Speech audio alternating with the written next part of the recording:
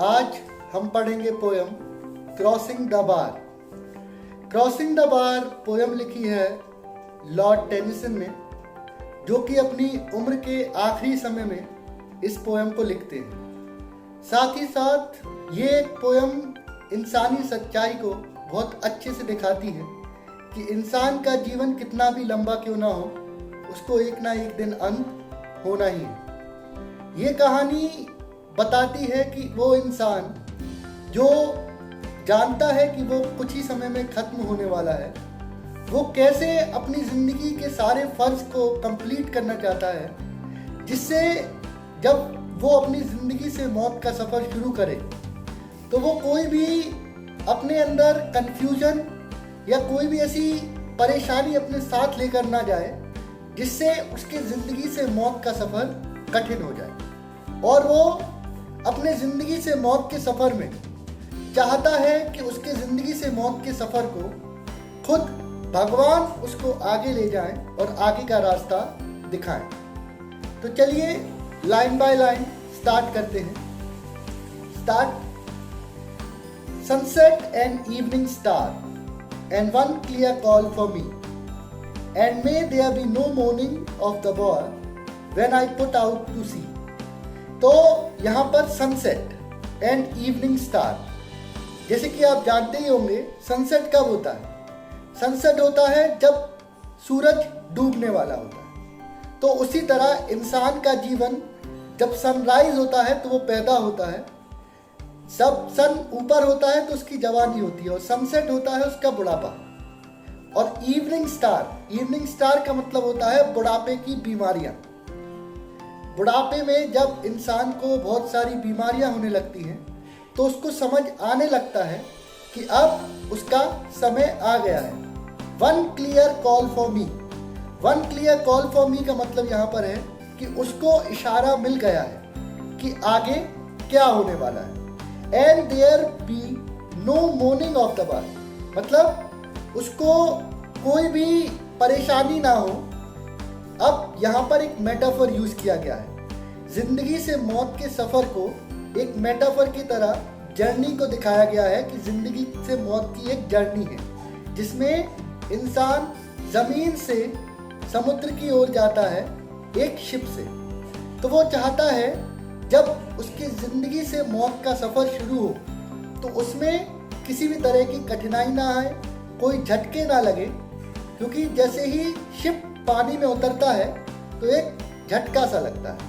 तो वो नहीं चाहता कि उसकी ज़िंदगी से मौत के सफ़र में किसी भी तरह का झटका आए। आगे।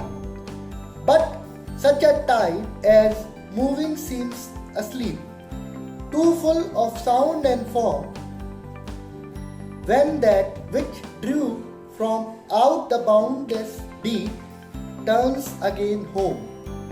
तो अब यहाँ पर वो बात करता है कि ऐसी फुल टाइड आए कि एकदम से जब जमीन से पानी की तरफ शिप मूव करे तो ऐसा लगे जैसे कि कोई इंसान सो रहा हो तो वो सोता ही रहे, कोई झटका ना लगे, कोई परेशानी ना हो। Too full for sound and foam. Sound मतलब परेशानी। परेशानी किस चीज का कि जैसे मान लो शिप जमीन से पानी की तरफ जा रहा है, तो अगर कोई साउंड आए शिप में तो ऐसे डर सा लगता है, एक फियर होता है कि यार क्या हो गया, शिप में कोई परेशानी तो नहीं आ गई। तो उसको साउंड से डिनोट किया गया है। और फोम, जैसे मान लो वहाँ पर कहीं पर पानी में झाग आ जाए तो एक कन्फ्यूजन हो जाता है या फिर एक परेशानी सी लगती है कि यार यहाँ पर कुछ गड़बड़ है। तो वो किसी भी तरह की गड़बड़, किसी भी तरह की परेशानी नहीं चाहता है जब वो अपनी ज़िंदगी से मौत का सफ़र शुरू करे। When that which drew out the boundless deep। तो अब यहाँ पर वो जहाँ पर रह रहा है उसको एक एरिया बता रहा है जो कि विद इन बाउंड्रीज है। टर्न्स अगेन होम, मतलब वो बता रहा है कि आत्मा जा नहीं रही है, मतलब वो अपने घर से जा नहीं रही है, वो घर की तरफ जा रही है। जहाँ से वो आई थी वापस वो वहीं जा रही है।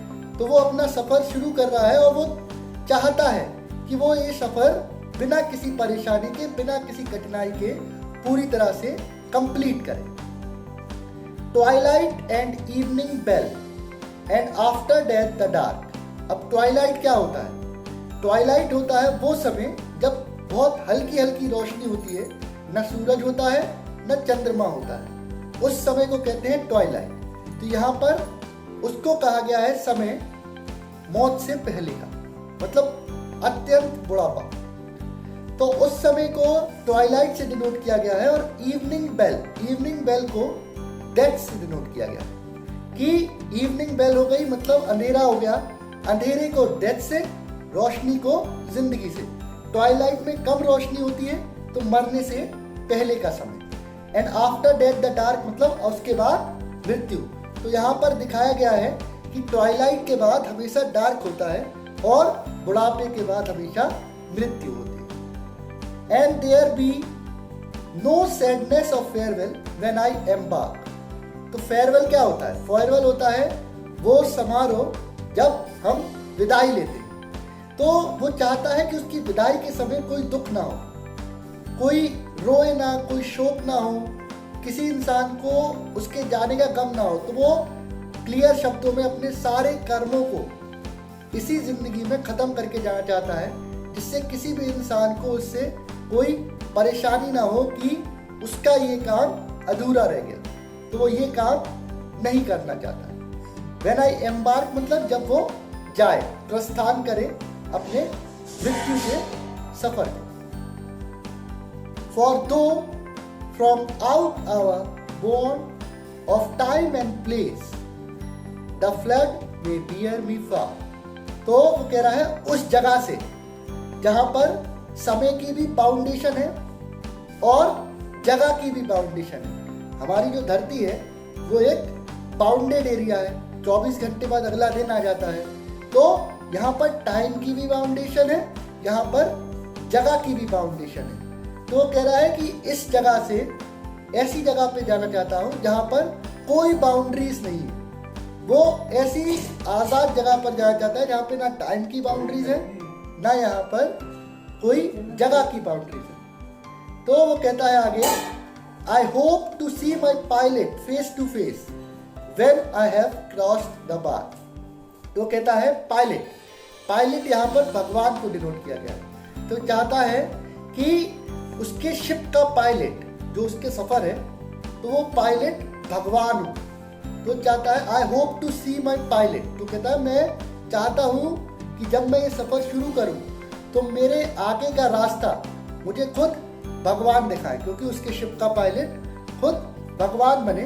When I have crossed the bar मतलब जब मैंने जमीन से पानी की तरफ या फिर जिंदगी से मौत की सफर का मतलब मौत की तरफ का सफर शुरू कर दिया। Thank you.